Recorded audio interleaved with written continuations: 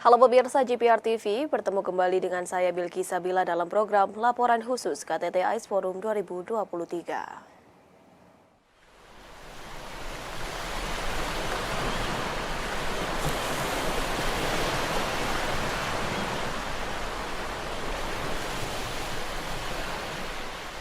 Pemirsa, para menteri dari Forum Negara-Negara Pulau dan Kepulauan atau AIS Forum mengadakan pertemuan tingkat menteri kelima di Nusa Dua, Kabupaten Badung, Provinsi Bali. Pada pidato pembukaan forum tersebut, Menteri Luar Negeri Republik Indonesia Retno Marsudi menyerukan solidaritas negara pulau dan kepulauan untuk dapat bersatu menghadapi berbagai krisis global dan ancaman perubahan iklim.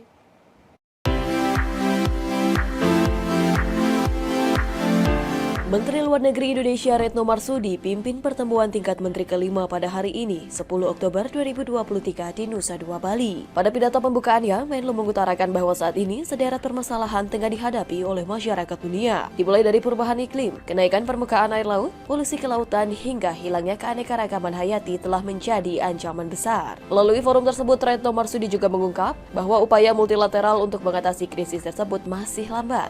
Persaingan dan konflik global menjadi penghambat kerjasama global dan negara-negara kepulauan kecil akan menjadi korban atas kondisi tersebut. Meanwhile, multilateral effort to manage this crisis remains sluggish. Rivalries, global conflict and distrust are taking hostage of our global cooperation, and vulnerable countries, including small island developing countries, will be the first victim. Therefore, Indonesia and all of us choose the right way, choose the right path of cooperation and solidarity inclusively. This is an urgent time for us as an archipelagic and island states to stand in solidarity and work together. AIS Forum must become a lighthouse which guide our pathway forward to develop inclusive and impactful cooperation and protect our future generation. Pada pertemuan tingkat menteri tersebut, Retno Marsudi mengusung 2 poin utama untuk menjadi sasaran.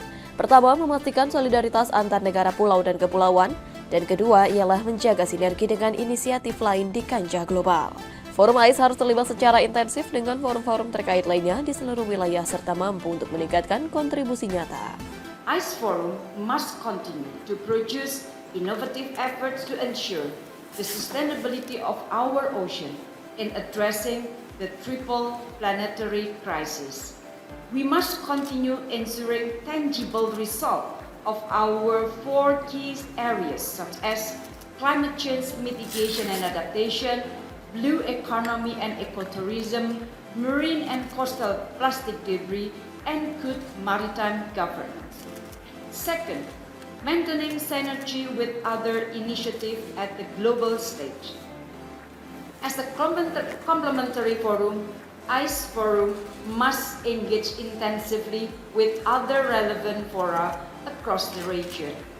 The forum must also be able to strengthen its governance in order to increase its impact. The high-level meeting of AIS Forum will be a landmark avenue, laying the foundation towards energizing solutions in tackling global challenges. Acara pertemuan tingkat menteri atau Ministerial Meetings AIS Forum 2023 pada hari ini dibuka oleh Menteri Luar Negeri Republik Indonesia Retno Marsudi. Setidaknya 7 perjanjian kerjasama kolaboratif antar kementerian dan lembaga negara-negara pulau dan kepulauan menjadi penutup pada forum tersebut. Acara pertemuan tingkat menteri atau Ministerial Meeting AIS Forum 2023 hari ini dibuka oleh Menteri Luar Negeri Republik Indonesia Retno Marsudi. Sejumlah perjanjian kerjasama kolaboratif antar kementerian dan lembaga turut mewarnai pada pertemuan tersebut. Di antaranya adalah: pertama, Strategic Document Decarbonization Roadmap for the Tourism Sector. Kedua, Strategic Document Blue Carbon Emission Profile. Ketiga, Letter of Intent Cooperation for Nature Marine Peace Park between Timor Leste and Indonesia. Keempat, Statement of Intent and Joint Research Agreement dengan University of Malta. Kelima, pembangunan ICE Research and Development Center di Imperial College London. Perjanjian selanjutnya adalah terbentuknya Memorandum of Understanding antara Universitas Pajajaran, IPB, dan University of Toliara, Madagaskar. Dan perjanjian terakhir ialah Statement of Intent Joint Strategic Program between ICE Forum and Melanesian Spearhead Group. Dalam press conference on the Collaborative Partnership Signing Agenda on the 5th Ministerial Meeting of the ICE Forum, Rektor IPB University, Profesor Dr. Arif Satria mengemukakan, Indonesia memiliki kepentingan dari pelaksanaan kegiatan tersebut dalam memperkuat komitmen menjadi bagian dari aksi kolaboratif untuk dapat mengatasi mitigasi dan adaptasi perubahan iklim, ekonomi biru dan ekowisata, sampah plastik laut, dan tata kelola maritim yang baik. Hal yang sangat penting bagi kita adalah bahwa blue economy bisa menjadi kendaraan yang sangat efektif untuk memprotek the future of negara-negara island, negara-negara kepulauan, ya. Dan menurut kami ini adalah kesempatan yang sangat baik untuk memperkuat kerjasama. Selain itu, pada pertemuan senior official meeting ke-8 di Madagaskar, Institut Pertanian Bogor juga memperkenalkan inovasi berupa rumpon portable yang bernama Electronic Fish Aggregating Device atau IFAD. Inovasi IFAD ditujukan untuk membantu para nelayan untuk dapat meningkatkan hasil tangkapannya, yang mana IFAD ini dapat memanggil ikan dengan memancarkan frekuensi suara. Ini adalah salah satu instrumen dalam perikanan tangkap. Dan untuk meningkatkan sustainability dalam perikanan tangkap, maka rumpon ini didesain sedemikian rupa sehingga tidak merusak sumber daya. Apalagi rumpon ini juga didorong melalui teknologi 4.0, salah satu teknologi digital yang barangkali saat ini sudah semakin berkembang. Sementara itu, Mary Stefani selaku peneliti University of Malta menyambut baik kesempatan yang dibangun antara Indonesia dan Malta untuk mengembangkan kolaborasi riset tersebut. Ia meyakini negara-negara kepulauan kecil penting untuk terlibat dalam penelitian. Given the challenges that small island states and small states are facing, given the development challenges which are also compounded with climate change, and we intend to build on this opportunity and look forward to engage with different research partners for further collaboration. Di kesempatan yang sama, co-founder Week Acceleration Labs Imperial College London, Cristobal Garcia menuturkan, pusat penelitian ini dapat menjadi mercusuar yang tidak hanya akan membawa dampak positif bagi negara saja, melainkan universitas hingga seluruh masyarakat berskala dunia. Because you're going to be providing data on a key factor for the future of the planet, which is the ocean. So I think it's a great opportunity.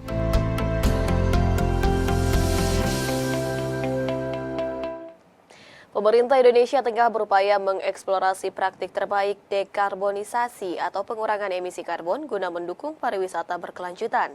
Dalam upaya tersebut, Kemenparekraf menghadirkan pengembangan peta jalan atau roadmap dekarbonisasi untuk dapat mencapai nol emisi yang lebih cepat. Pariwisata dan Ekonomi Kreatif Indonesia berupaya mengeksplorasi praktik terbaik dekarbonisasi atau pengurangan emisi karbon guna mendukung pariwisata berkelanjutan. Mengingat saat ini sektor pariwisata dunia menyumbang sebesar 8% emisi karbon. Untuk itu, Kemenparekraf berkomitmen untuk mewujudkan kerjasama serta aksi terkoordinasi untuk memitigasi perubahan iklim bersama dengan Badan PBB Bidang Program Pembangunan atau UNDP. Kemenparekraf melalui Climate Promise Project mengembangkan peta jalan atau roadmap dekarbonisasi di sektor pariwisata yang berfokus pada 3 subsektor, yaitu destinasi wisata, akomodasi, serta tur dan perjalanan wisata. Hal ini pun telah disepakati dalam pertemuan kelima tingkat Menteri Forum Negara-Negara Pulau dan Kepulauan ICE Forum. Kemenparekraf, Kemenkomarves, dan Kementerian ESDM di bawah Climate Promise Project tersebut akan melakukan survei pengelolaan energi dan limbah ke 20 hotel yang ada di ITDC Nusa Dua Bali. Survei ini kemudian dilanjutkan dengan pengembangan rencana aksi mitigasi yang nantinya diperluas ke 5 destinasi prioritas di Indonesia. Inisiatif awal ini kami akan fokus pada 2 area, yaitu aspek energi yang dikonsumsi dan limbah yang dihasilkan. Jadi ini yang 2 yang menjadi fokus kita, yaitu energi yang dikonsumsi dan limbah yang dihasilkan. Dan program dekarbonisasi ini bertujuan untuk mengurangi konsumsi energi dan meningkatkan efisiensi penggunaan energi sekaligus mengurangi jumlah sampah dan limbah yang dihasilkan. Kedepannya, Kemenparekraf akan bekerja sama dengan Kementerian Lingkungan Hidup dan Kehutanan agar lembaga pemerintah terkait serta pemangku kepentingan dapat menyempurnakan roadmap ini untuk dapat mencapai nol emisi yang lebih cepat.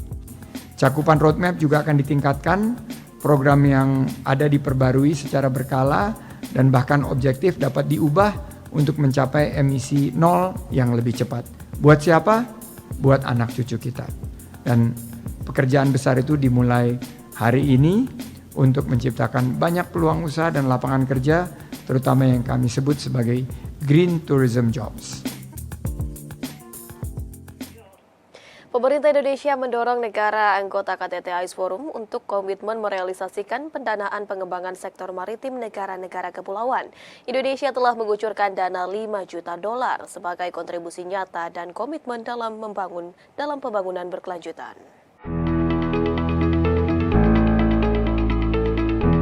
Pemerintah serius dalam menjalankan komitmen pengentasan tantangan negara pulau dan kepulauan. Komitmen Indonesia menurut Deputi Bidang Koordinasi Kedaulatan Maritim dan Energi Kementerian Koordinator Bidang Kemaritiman dan Investasi Jody Mahardi ditunjukkan dengan mengucurkan dana sebesar $5 juta. Dana tersebut digunakan untuk mendukung berbagai program AIS Forum seperti pendirian sekretariat, implementasi kerjasama, dan penguatan kolaborasi antar negara.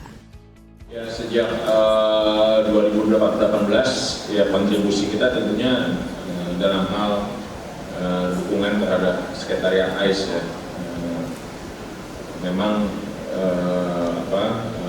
dalam bentuk pendanaan, program, dan juga yaitu pengembangan program, kemudian kita buat platform untuk sharing knowledge melalui berbagai workshop.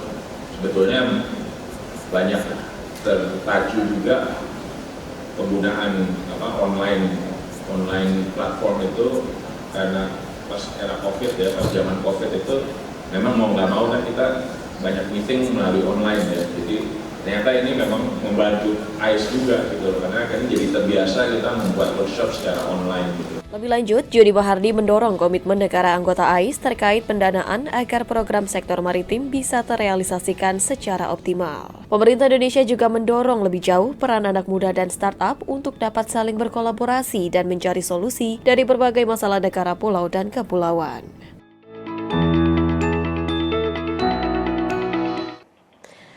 Pemirsa, usai jeda kami akan kembali dengan informasi lainnya, tetaplah bersama kami.